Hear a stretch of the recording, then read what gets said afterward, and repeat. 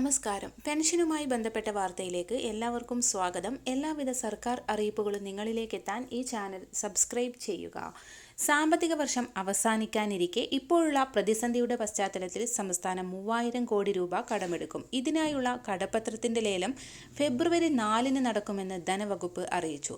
Reserve ബാങ്കിന്റെ Mumbai fort ഓഫീസിലെ ഇ-കുബർ സംവിധാനം വഴിയാണ് ലേലം. 2025 ജനുവരി മാസത്തിൽ ആരംഭിച്ച 3200 രൂപ എത്തിച്ചേരാത്ത നിരവധി പേരുണ്ട്. ഇവർക്കുള്ള വിതരണവും തിങ്കളാഴ്ച മുതൽ ആരംഭിക്കും. ഇതോടൊപ്പം തന്നെ പെൻഷൻ പുനഃക്രമീകരണത്തിന്റെ ഭാഗമായി പെൻഷൻ തുക കൈപ്പറ്റുന്ന സ്ത്രീ ഗുണഭോക്താക്കൾക്കും വിവിധ ജില്ലകളിലെ തദ്ദേശ സ്ഥാപന സെക്രട്ടറിമാരുടെ അറിയിപ്പുകൾ കൂടി പുറത്തു വന്നിരിക്കുകയാണ്.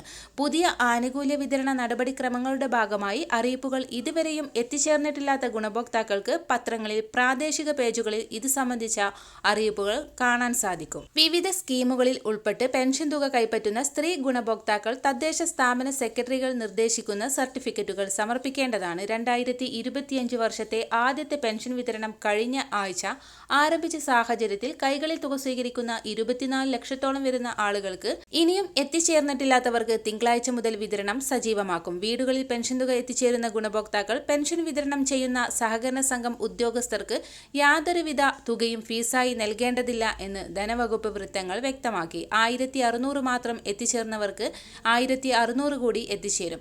ഇതോടൊപ്പം തന്നെ സംസ്ഥാന സർക്കാരിന്റെ ഏറ്റവും വലിയ പ്രഖ്യാപനമായ പെൻഷൻ കുടിശ്ശികയിലെ 4800 രൂപയുടെ വിതരണം കൂടി ആരംഭിക്കുകയാണ്. ഒരു മുടക്കവും കൂടാതെ 3200 രൂപ വീതം എത്തിച്ചേർന്ന ഗുണഭോക്താക്കൾക്ക് 3 ഗഡു പെൻഷൻ തുക കൂടി ഈ സാമ്പത്തിക വർഷം മുതൽ ലഭിച്ചു തുടങ്ങുമെന്ന് ധനമന്ത്രി വാർത്താ മാധ്യമങ്ങളോട് വ്യക്തമാക്കി.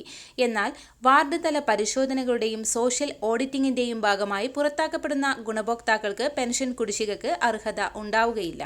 എല്ലാവിധ സർക്കാർ അറിയിപ്പുകളും നിങ്ങളിലേക്ക് എത്താൻ ഈ ചാനൽ സബ്സ്ക്രൈബ് ചെയ്യുക.